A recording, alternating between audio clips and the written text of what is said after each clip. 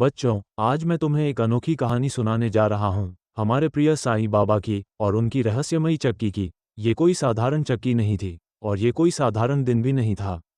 ये उस दिन की बात है जब शिरडी गांव पर हैजे का कहर टूट पड़ा था।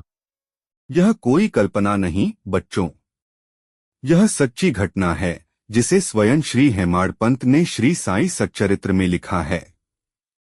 उन्होंने इसे बड़े ही भावपूर्ण ढंग से वर्णित किया, जैसे वे स्वयं उस दिन मस्जिद में मौजूद थे जब साईं बाबा ने चक्की में कुछ ऐसा पीसा जिससे पूरे गांव का भाग्य ही बदल गया। तो सुनो, श्री हेमाड पंत की कलम से निकली इस लीला की शुरुआत कैसे होती है।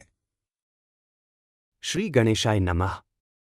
भगवती सरस्वती, ब्रह्मा, विष्णु, महेश और समस्त संतों को वंदन करता हूँ। श्री साईं ही साक्षात गुरु हैं जो भवसागर से पार लगाते हैं। एक सुबह बाबा स्वयं चक्की से गेहूं पीस रहे थे। मैं सोच में पड़ गया, उन्हें इसकी क्या आवश्यकता। सुनो, बाबा चक्की पीस रहे हैं, चलो देखने।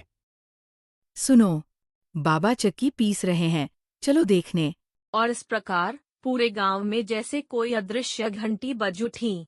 हर कोई, बूढ़े, बच्चे, स्त्रियां, किसान सब अपने अपने काम छोड़कर मस्जिद की ओर दौड़ पड़े। किसी को यह समझ नहीं आ रहा था कि बाबा आखिर चक्की में गेहूं क्यों पीस रहे हैं, वो भी इतने ध्यानपूर्वक। पर सब जानना चाहते थे, और यही जिज्ञासा उन्हें बाबा की दिव्य लीला के साक्षी बनने खींच लाई।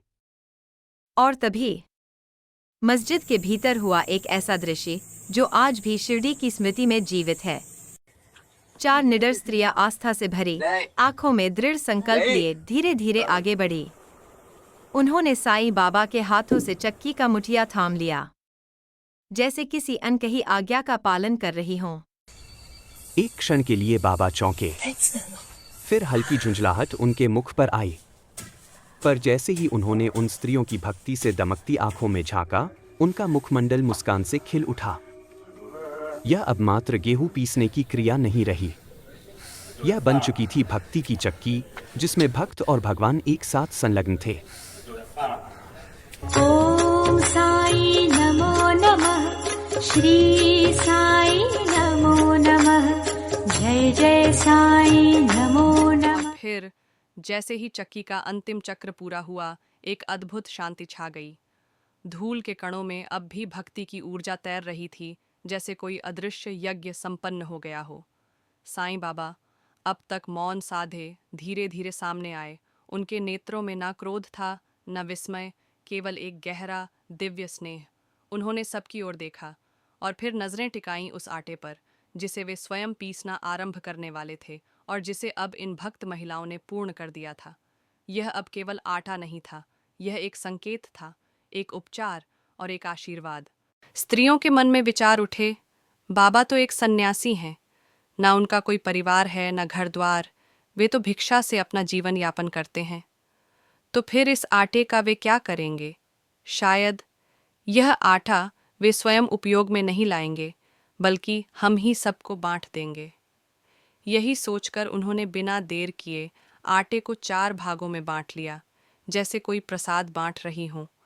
भक्ति भाव में लीन वे मुस्कुराते हुए उसे ले जाने लगीं, यह जाने बिना कि बाबा इस लीला से उन्हें क्या सिखाना चाहते थे। और तभी वह क्षण आया जब बाबा ने अपनी स्थिर मुद्रा तोड़ी। उनकी आंखों में क्रोध की ज्वाला थी, पर वह क्रोध साधारण नहीं था, वह था चेतना का प्रहार। वे गरजते हुए बोले, ये किसके बाप का माल है जो बांट रही हो? इसे गांव की मेड़ पर बिखेराओ। बाबा की गर्जना सुनते ही स्त्रियां सहम गईं। उनके हाथ कांपने लगे, आंखों में भय और उलझन थी। वे समझ नहीं पा रही थी कि उन्होंने कौन सी गलती कर दी। पर बाबा की आवाज में कुछ था, ऐसा आदेश जो प्रश्न नहीं करता, बस पालन चाहता है। और फिर बिना कुछ कहे उन्होंने वह आटा छोटे छोटे टोकरों में भरा। नंगे पांव, सिर झुकाए, वे धीरे धीरे गांव की सीमा की ओर चल पड़ी, जैसे कोई पवित्र यज्ञ का प्रसाद समर्पण के लिए ले जाया जा रहा हो। वह आटा असल में हैजा का प्रतीक था। बाबा ने उसे पीसकर नष्ट किया और गांव को रोग से मुक्त किया। शिरडी वासियों ने बाबा के आटा पीसने की क्रिया को एक सीधा अर्थ दिया कि बाबा गांव को महामारी से बचा रहे हैं। परंतु क्या ये मात्र रोग से रक्षा थी या इसके पीछे कोई और गूढ़ संकेत छुपा था? बाबा ने शिरडी में पूरे 60 वर्षों तक ये चक्की चलाई, दिन प्रतिदिन, पर वह गेहूं नहीं पीस रहे थे। वे पीस रहे थे अपने भक्तों के पाप, दुर्भाग्य, मानसिक और शारीरिक पीड़ाएं। इस चक्की का ऊपर का पाठ था भक्ति, नीचे का पाठ कर्म, और उसे चलाने वाली मुठिया थी ज्ञान। बाबा कहते थे, जब तक हृदय में वासनाएं, आसक्ति, घृणा और अहंकार जड़ से नष्ट नहीं होते, तब तक आत्मज्ञान असंभव है। इस दृश्य ने एक संत को भी रुला दिया था, कबीर दास जी।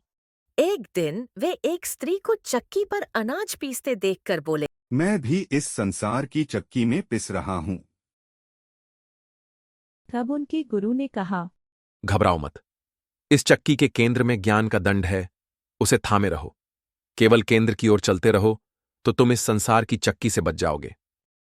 बाबा की चक्की पीसती रही हर दिन, पर असली आटा था मन का शुद्धिकरण, आत्मा का प्रकाश। ओम श्री साईनाथाय नमः। श्री सद्गुरु साईनाथार्पणमस्तु। शुभम भवतु।